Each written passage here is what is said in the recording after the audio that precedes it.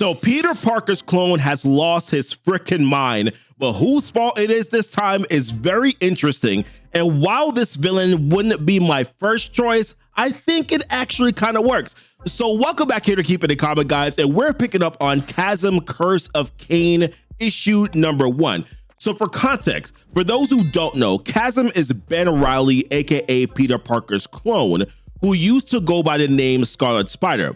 Well, now the name Scarlet Spider is actually donned by the other Peter Parker clone named Kaine. A few key things to mention here about Ben Reilly to kind of keep in mind, and I'm paraphrasing the heck out of this here, but this is just to kind of give you enough information for this particular issue. So Ben, he lost his formative, or what I should say are his definitive memories that he had inherited from Peter Parker. And by extension, he also lost his morals as well. Ben also spent some time living in limbo, which also now made him bat-ish crazy as well. He has some like new energy powers and enhanced spider sense that warns him about immediate danger, but also allows him to form physical objects to help him defend against that danger as well. Now, usually the other clone, Kaine, has walked the more evil path. Ben has sort of kind of taken over that role now, and Kaine has flipped it. He's now trying to stop him. He's on the good side, and he's kind of like essentially trying to put Ben Reilly down. So where we start off with the story here is in Long Island City here in Queens, where a group of students are scouting out an underground location where they want to throw a rave. And while they're out checking out the spot to see if it's to their liking, we see some red eyes spying on them from the back in the dark here, like real creepy, man. Now, a few seconds later, one of those things popped out, and his name is Freak. Now, we've seen Freak before. He was once a human, but stumbled into a laboratory owned by Kirk Connors, and then he injected himself with some animal stem fluids, which he thought was crystal meth because he was an addict. And then he became this like animal hybrid skinless monster. So he attacks one of the students and then sends him back flying. But then in comes Ben Reilly Chasm, along with his girlfriend Janine, aka Hallows Eve, with her like Frankenstein mask, by the way. Like, I have no idea why she has this mask. Now, Chasm manages to knock Freak off of his feet. They take a quick moment to introduce themselves, like, hey, my name is Ben Reilly. Well, he didn't say Ben Reilly, but he said, my name is Chasm. This is my girlfriend, Hallows Eve. But then Freak calls for his backup and says, Vermin, make them leave. And we all see behind him what looks like mutated rats. And no, I am not talking about Master Splinter.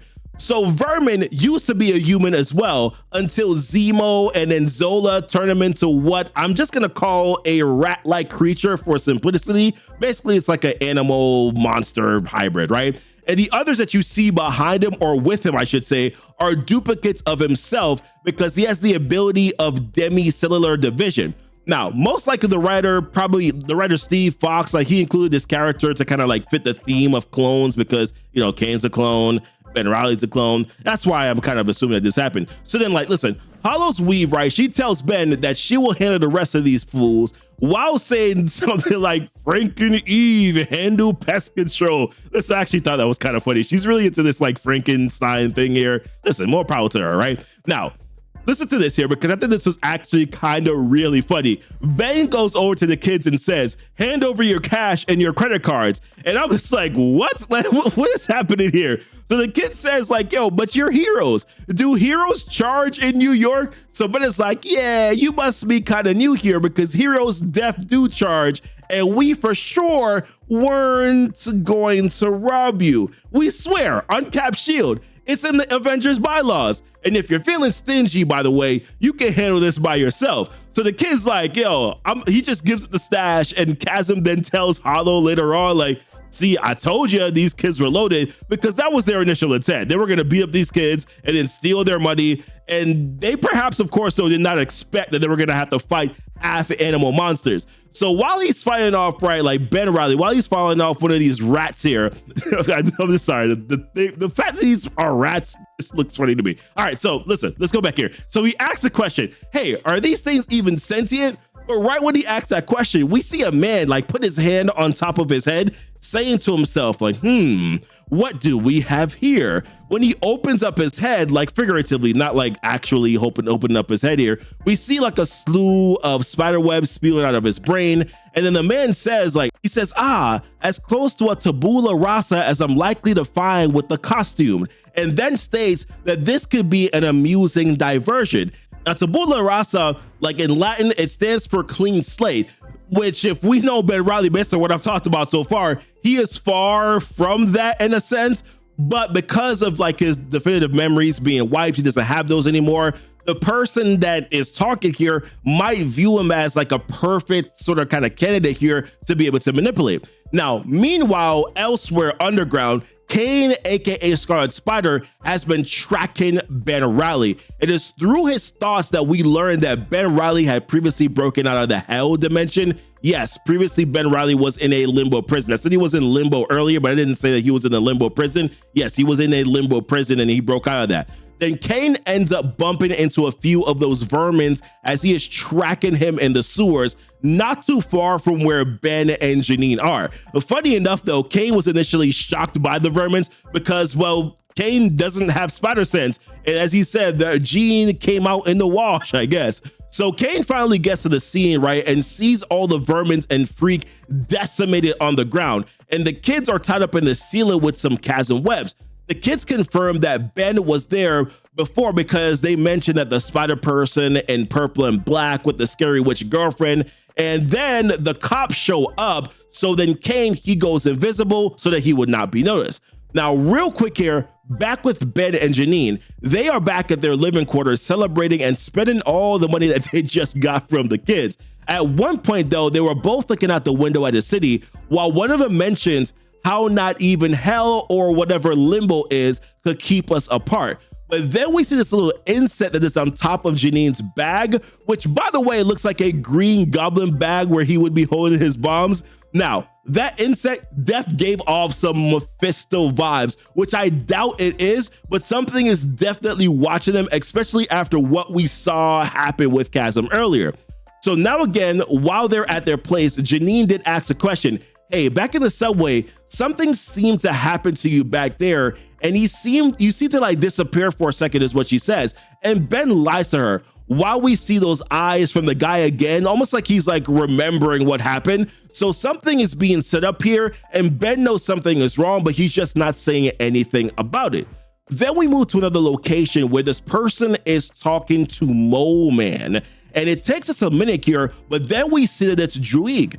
To which I'll be honest with you, I'm like, well, I'm not sure necessarily if this is like the right villain, but this is kind of interesting how this sort of kind of like plays out here. We see those red eyes again that we saw a little bit earlier on, and we can only assume, right, that this was a person that was looking and examining Chasm earlier because he does have the ability to be able to do so telepathically. He goes on about how he's been humbled amongst his own people. Druig also, as you can see here, is a part of like this underground as well, because we then see the vermins come out and some other creatures that we saw earlier as well. He's kind of setting up some scheme here that he's looking to play out, and Chasm is definitely going to be a part of establishing whatever it is that he's doing. Speaking of which, here we go to see Chasm again. We jump to see Ben and Janine. They're sleeping this time, but Ben gets woken up looking like a man possessed with those same color eyes, just like Druig. He puts on the suit and heads out to the morgue where a few of those vermins and freak that he and Janine had killed earlier were taken to. Here we see a thought bubble that I assume is Druig again, who mentions how it's a shame to let broken toys go to waste. Don't you agree? In addition to that, he says, I don't detect any anatomical expertise in this brain, but I will walk you through the steps and then you can improvise the rest. And then later on, when Ben gets home and Janine asks a question, where have you been? And he wasn't able to answer, not because he was holding anything back, but simply because he doesn't know, because Druig controlled him from the time when he left home to the time where he came back.